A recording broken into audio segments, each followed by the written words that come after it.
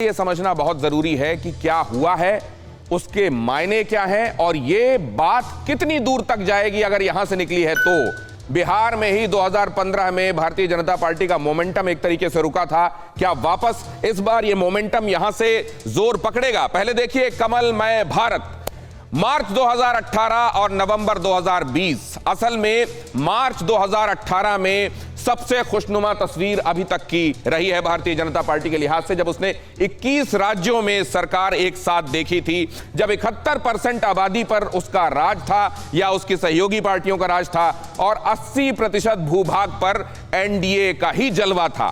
लेकिन मार्च 2018 में अगर उसने पीक छुआ तो फिर मई में कर्नाटक के चुनावों के साथ इस पीक को झटके मिलने शुरू हुए, जब वहां बीएस येदियुरप्पा सरकार नहीं बना पाए। और फिर उसके बाद लगातार ये झटके बड़े होते चले गए, जब दिसंबर में मध्य प्रदेश, छत्तीसगढ़ और राजस्थान भी हाथ से जाता रहा। उसके बाद जाहिर है तब इसके मार्च के बिल्कुल पहले असल में अगर मैं ठीक याद कर रहा हूं तो यह दिसंबर की बात थी 2017 में, जब नरेंद्र मोदी उत्साहित होकर उन्होंने ये कहा था कि देखिए किसी जमाने में इंदिरा गांधी के वक्त 1971 में 18 राज्यों में, एक्चुअली तब 17 राज्यों में, 18 राज्यों में सरकार थी, लेकिन उससे ज्यादा आप देखिए हमारी पार्टी की सरकार। लेकिन फिर उसके बाद अब फिर से जो कम होता गया था भगवे का रंग नक्शे में, वो एक बार फिर से आपको यहां ज्यादा दिखाई दे रहा है। एक बार फिर से कमलमय होता हुआ हिंदुस्तान नजर आ रहा है। लेकिन क्या यहां से शुरुआत हुई है और कमलमय होता जाएगा?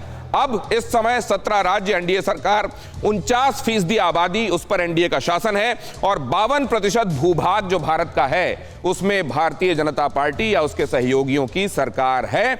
और इस समय ये जो आपको दिखाई दे रहे हैं राज्य, इन तमाम जगहों पर एनडीए का शासन है। धुआं धुआं सा ये शहर क्यों दिखता है, सुना है बाजार में धुएं का सामान बिकता है। ये दिवाली सिर्फ दिए वाली।